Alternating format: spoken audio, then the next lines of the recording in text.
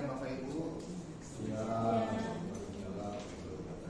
Ya, baiklah. Sebelum kita memulai materi kita hari ini, ada baiknya kita berdoa dulu.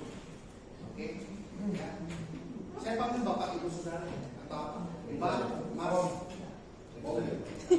Bapak Ibu ya. Oke, baik. Sebelumnya mari kita berdoa. Doa dimulai. Doa selesai. Baik, ada baiknya sebelum memulai saya perkenalkan diri dulu. Nama saya Korbi, alamat saya di Basuki Rahmat Palu. Pendidikan terakhir saya diploma 1 YPA di YPA Handayani, yang entah kenapa sekarang YPA Handayani itu sekarang dapat sekarang mengikuti program diploma 1-nya. Nomor HP saya itu 0821888970. Emailnya forbitomo@gmail.com. Kalau ada yang perlu informasi atau tanya-tanya bisa telepon saya lewat nomor telepon dan email itu. Baik. Sebelum kita memulai kelas, aturan kelas kita bikin dulu ya. Aturan kelas pertama itu handphone harap di silent. Tidak usah dimatikan, di silent saja. Soalnya siapa tahu ada yang penting, ada yang butuh, jadi di silent saja supaya tidak mengganggu konsentrasi belajar kita. Kemudian yang kedua, dilarang merokok. Jangan merokok di dalam kelas, apalagi ada yang tahu itu vape ya, vape. Itu juga dilarang, jangan ya. Karena itu untuk nanti mengganggu teman-teman sambungnya. Kemudian dilarang makan dan minum. Kalau mau makan bisa traktir semua, bawa semuanya, itu baru boleh. Nanti kalau cuma sendiri dilarang. Permen boleh, ya. Yang lain kalau misalnya ada yang kurang jelas atau ada yang butuh yang informasi lebih lanjut, langsung saja angkat tangan. Saya senang interupsi saja, angkat tangan langsung bicara. Ya, oke. Baik, itu saja. Kemudian selanjutnya saya sebagai instruktur di sini, saya diwajibkan dan wajib memberitahu tentang safety induction. Apa itu safety induction? Negara kita ini negara yang entah bagaimana, entah kenapa dia mempunyai gunung berapi yang sangat aktif, banyak gempa bumi. Kemudian saat ini kan sekarang lagi kering-keringnya matahari, jadi tidak diminta-minta kemudian ada bencana gempa bumi atau kebakaran. Nah, yang saya tunjukkan nanti jalur evakuasinya lewat pintu ini, belok kanan atau belok kiri, terus saja. Kemudian turun ada tangga, turun ke tangga, titik kumpulnya ada di depan gedung ini. Oke ya, Bapak Ibu, kumpul oke. Nah, sebelum kita mulai kelas, bagusnya saya absen dulu. Kan sudah. Oh, maaf, saya lewat dari sini, nggak apa-apa ya.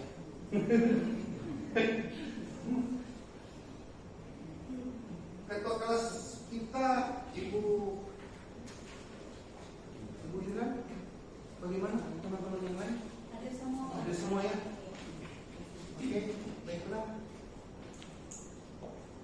Baik, kemudian kita masuk ke bagian upper seksi. Bapak Ibu Saudara tahu nih, ini ya, gambar apa ini? Bisa kira-kira lihat, jelas ya? Kira-kira ini gambar apa ya?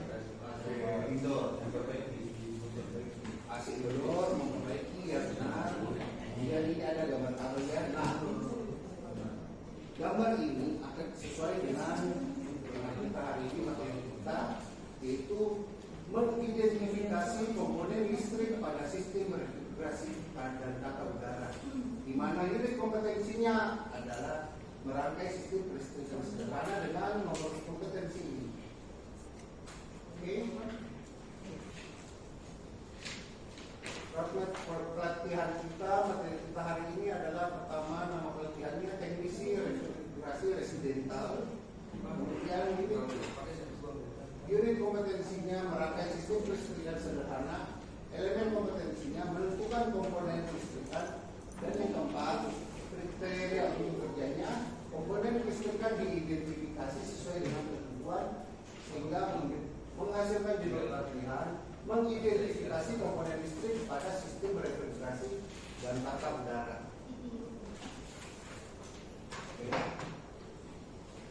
Tujuan dari materi hari ini adalah peserta dapat menentukan komponen listrikan yang dibutuhkan dalam satu sistem refrigerasi sesuai dengan ketentuan yang sudah ada. Manfaatnya, peserta mampu menentukan komponen listrikan yang dibutuhkan pada sistem refrigerasi sesuai dengan ketentuannya. Oke, baik. Kita masuk pada materi, yaitu fungsi listrikan dalam sistem refrigerasi. Sebelum ini ada yang tahu fungsi listrikan dalam fungsi registrasi itu apa ya? Sebelum ada yang tahu? Bapak Ali fungsi listrik untuk memfungsikan suatu alat atau apalah, jelas listrik itu daya atau power. Daya. Iya benar. Jadi seperti Pak Ali bilang, fungsi listrikan dalam sistem refrigerasi adalah berfungsi untuk menggerakkan kompresor dan memberikan daya listrik yang mempengaruhi kinerja pendingin. Jadi listrik itu sebagai sumber daya, sebagai pendorong, memberi daya kepada sistem refrigerasi tersebut.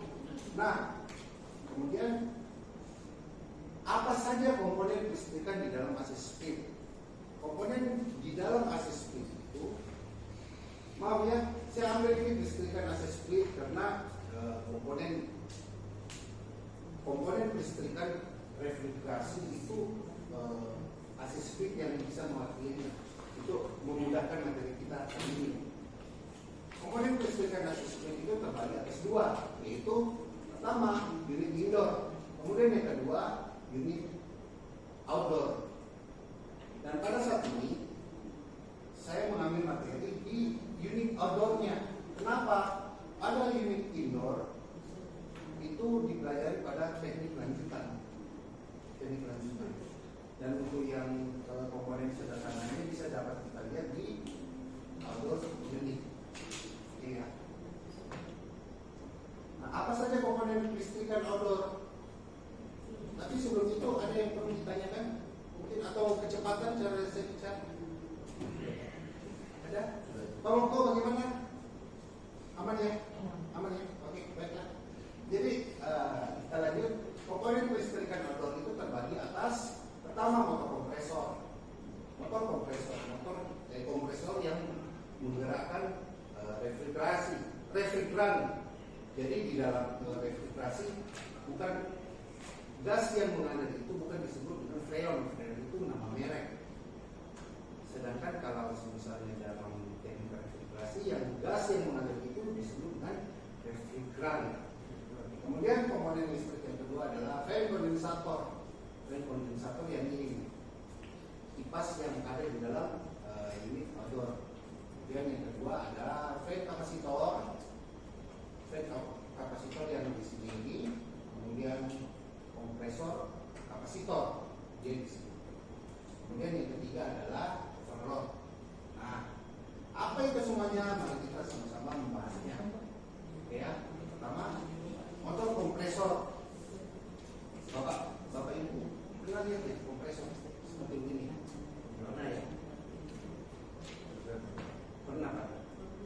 Barangnya nanti ya baik. Jadi motor kompresor itu wujudnya begini. Dia ada tempatnya itu dia di dalam unit outdoor. Dia biasanya di bagian sini. Kemudian ini simbolnya kalau misalnya dalam skemanya diagramnya begini simbolnya. Fungsinya apa sih? Pertama, dia meningkatkan tekanan pada gas refrigeran. Dia yang memberi tekanan kepada gas refrigeran. Kemudian fungsi yang kedua adalah mengedarkan gas refrigeran. Jadi dia yang sama seperti jantung begitu. Ini sebenarnya motor kompresor ini sama seperti jantung. Dia yang memompa sampai dalamnya, sampai gas refrigeran itu mengalir. Kemudian yang ketiga memastikan gas refrigeran dapat diubah menjadi bentuk cair sehingga efisien. Jadi gasnya itu pada saat pengaliran ada dalam bentuk cair Pak. Kemudian nanti lewat ada namanya atau ekspansi atau itu dirubah menjadi gas. Kemudian yang keempat, mempertahankan perbedaan tekanan dan temperatur di dalam sistem supaya tidak naik turun temperatur dan tekanan. Oke ya, ada yang mau ditanyakan? Pak Moko, ada yang mau ditanyakan? Saya lihat, saya senang sekali dengan sikapnya Pak Moko ini. Kayak seperti ada sesuatu yang ingin ditanyakan, ada ya? Pak Ali? Belum ya? Oke, baik. Kita lanjut. Yang kedua, fan kondensator. Fan kondensator, dia bentuknya seperti ini. Di ujungnya ini ada kipas. Kira-kira menurut tanpa melihat ini, kira-kira menurut Bapak Ibu Saudara, fungsi fan itu sebenarnya apa sih? Fan. Kipas angin ini. Mendinginkan, gila. Jadi menstabilkan suhu untuk sirkulasi udara. Sirkulasi udara ya. Jadi benar, fungsi fan kondensator ini dia itu membuang udara panas dari kondensor yang ini yang sirip-siripan ini ke lingkungan supaya untuk apa? Membantu proses pendinginan kondensator. Kemudian mendinginkan refrigeran, dia mendinginkan gas yang diambil dari unit indoor. Kemudian mengurangi tekanan pada refrigeran, dia menurunkan tekanan pada refrigeran yang keluar, kemudian masuk ke dalam saya dikode kompresor, bukan, maksudnya dari dia masuk ke katup ekspansi, ke kapiler, begitu, ya? Bukan Pak. Jadi dia bukan masuk ke kompresor. Jadi dari kompresor dia mengalir ke kondensator. Kemudian dari kondensator dia mengalir ke kapiler atau katup ekspansi Pak. Baik, tapi terima kasih Pak untuk masukannya Pak, luar biasa. Kemudian selanjutnya kapasitor fan. Apa sih kapasitor fan ini? Kapasitor fan ini adalah alat. Tapi sebelumnya tentang fan itu ada yang perlu ditanyakan? Jelas Pak ya? Jelas. Ya, terima kasih. Kemudian ini kapasitor fan. Kapasitor fan ini adalah alat yang ada di untuk mendukung kerja fan yang tadi. Dia dalam diagramnya begini bentuknya. Dia garis seperti ini. Fungsinya adalah menyerap dan menyimpan arus listrik, energi listrik. Kemudian yang kedua, dia menyalurkan energi awal untuk menyalakan sistem pendingin. Jadi dia fungsinya ini, Bapak tahu aki ya. Tapi ini dia aki dalam bentuk kecil. Jadi dia pada saat ada arus listrik, dia menyimpan. Kemudian pada saat di starter, fan itu membutuhkan tenaga yang besar. Dia tidak bisa mengambil langsung dari dari listrik, tapi dia perlu tambahan. Nah, tambahan yang diambil dari mana? Dari sini kapasitor fan ini. Ada yang perlu ditanyakan sebelum kita lanjut ke lain? Bisa ya? Alhamdulillah. Untuk alatnya ini apakah disesuaikan dengan daya yang ada? Oh iya, baik. Terima kasih Bu Yulan. Memang benar ini ada spesifikasinya. Sama seperti Bu Yulan lihat di sini ada 250 volt AC. Jadi ini dia disesuaikan dengan tegangan yang ada di rumah. Kemudian ada juga spesifikasi ini. Berapa farad untuk ini namanya dibacanya mikrofarad untuk menyesuaikan dengan kapasitas fan-nya itu ukurannya. Ya. Oke. Ada lagi yang perlu ditanyakan? Ya, Pak. Ukuran dari kapasitor fan motor itu biasanya tentang berapa Pak? Ya. Tentang nilainya berapa? Pakai ukurannya berapa? Apanya yang Bapak tanya? Ukuran mikronya. Oh, ukuran mikronya itu Pak, dia tergantung dari jenis fan-nya itu Pak. Karena kita nggak bisa tentukan karena dia berdasarkan dari ukuran besaran fan-nya, karena tiap-tiap AC kan ada yang 1 PK, ada 2 PK, jadi yang itu yang kita lihat nanti dari ukuran motornya itu Pak. Jelas Pak ya? Atau ada yang mau ditanyakan lagi? Oh iya ya, baik Pak. Apa yang terjadi kalau tidak menggunakan kapasitor? Oh iya, baik. Jadi apabila ini tidak ada atau ini sedang rusak, itu seringnya itu fan-nya itu udah jalan, udah berputar, atau dia bisa berputar, tapi dia putarannya lambat. Gitu. Jadi Pak ya?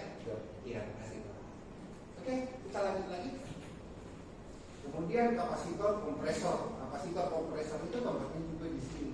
Sama seperti tadi kapasitor fan di sini itu sebagai starter awal kompresor. Kemudian menyimpan dan melepaskan arus listrik apabila dibutuhkan. Kemudian menjaga motor tetap terisi daya. Oke ya, Bapak Ibu, karena ini sama jadi saya cek.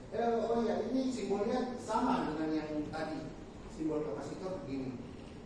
Oke, kita lanjut. Overload kompresor. Overload kompresor. Ini apa sih overload kompresor? Harus ada yang jawab, oh ini apa salah satu toko di Mobile Legends? Bukan. Bukan ya. Jadi apa sih overload kompresor ini? Overload kompresor itu, wah ini masuk. Saya lupa hapus ini. Sorry ya. Fungsi overload adalah pertama melindungi kompresor AC dengan cara memutuskan aliran listrik jika kompresor tidak bekerja dengan normal. Jadi dia fungsinya apabila kompresor beroperasi kemudian tidak normal, dia secara otomatis memutuskan aliran listrik untuk menjaga supaya kompresor ini tetap aman atau tidak terbakar. Overload atau L akan memutuskan arus listrik jika dia mendeteksi panas yang berlebihan. Jadi kompresor itu pada saat dia beroperasi dia akan panas sekali, panas. Jadi apabila panas itu berlebihan, dia akan memutuskan arus listrik. Jadi dia sama seperti kayak membran. Jadi pada saat panas dia akan memutus aliran listrik. Jadi dia akan setelah semua menjadi normal, dia akan kembali, dia akan menyambung arus listrik, bisa kembali ke kompresor itu. Untuk simbolnya di dalam diagram adalah ini. Di dalam gambar diagram sampai sini ada yang perlu ditanyakan? Cukup? Teman-teman yang lain ada? Ada? Katakanlah. Ya. Ada.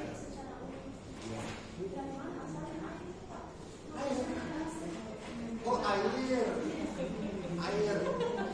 Sebenarnya itu dibuat dari topis ini komponen tapi saya bisa menjelaskan sedikit. Jadi air itu sebenarnya dari kondensasi antara dingin yang dihasilkan dari AC dengan udara yang ada di sekitarnya. Kemudian dia berembun. Nah itu yang air. Yang lain mungkin? Oh, ya, baiklah.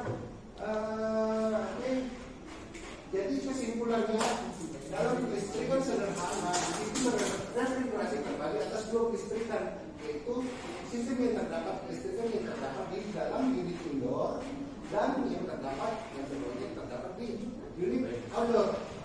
Di dalam kelistrikan outdoor AC mencakup atas beberapa komponen, yaitu pertama kompresor motor dengan kapasitornya, kemudian yang kedua motor fan beserta kapasitornya.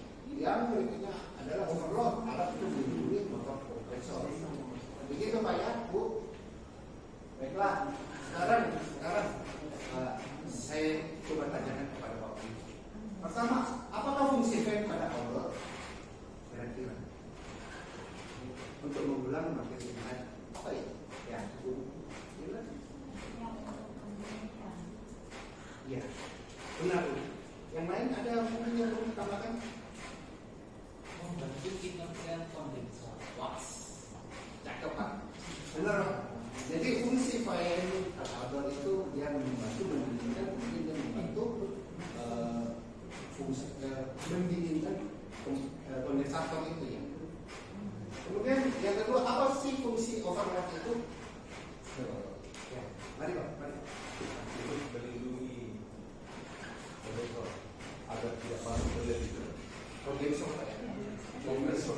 kompresor, benar sekali Pak. Jadi fungsi overload itu adalah untuk melindungi dia sebagai screen untuk kompresor itu. Baik, baik. Selanjutnya ini kita menangkap. Saya akan membagikan soal pada Bapak Ibu. Mohon dikerjakan, tapi sebelum ini jangan dikerjakan dulu Pak ya. Nanti saya bagikan dulu, kemudian ada di sini ya.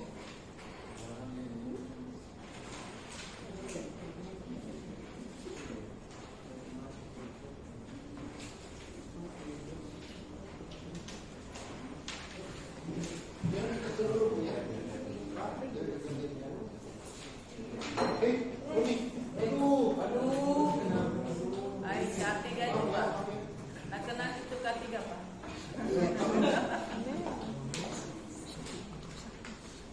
Oke. Permisi Pak. Permisi. Oh ya. Oke. Baik. Untuk soalnya bisa dilihat, untuk jawabannya bisa dikerjakan di halaman kedua ya. Oke, silakan dikerja. Bisa dikerja sekarang. Waktunya 2 menit.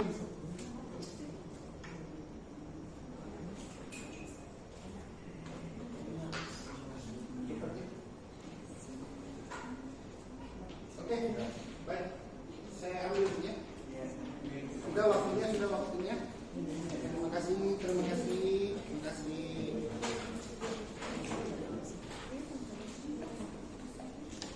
Oh, luar biasa ya sertifikasi ini. Rata-rata sudah bisa menjawab dengan baik. Oke.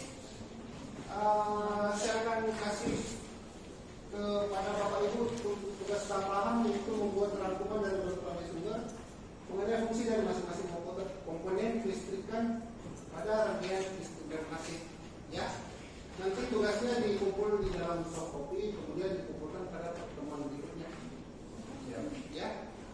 Sampai sini ada pertanyaan mungkin dari teman-teman? Ya. Baiklah, kata-kata yang mengenai saya, bisa untuk jadi sukses itu ada. Orang jelek juga ada. Bahkan orang yang berkebutuhan khusus pun ada. Tapi yang tidak ada itu dan tidak akan pernah ada itu adalah orang malas yang jadi sukses. Baik, sekian. Terima kasih. Sebelumnya kita akan tutup. Tolong dibersihkan kembali ruangannya. Tolong dibuat sesuai dengan awal tadi. Nanti yang dibersihkan. Oke. Baiklah. Saya rasa cukup demikian. Sebelum kita berpisah, kita doa dulu ya. Doa dimulai. Doa selesai. Baik, terima kasih. Sampai ketemu lain.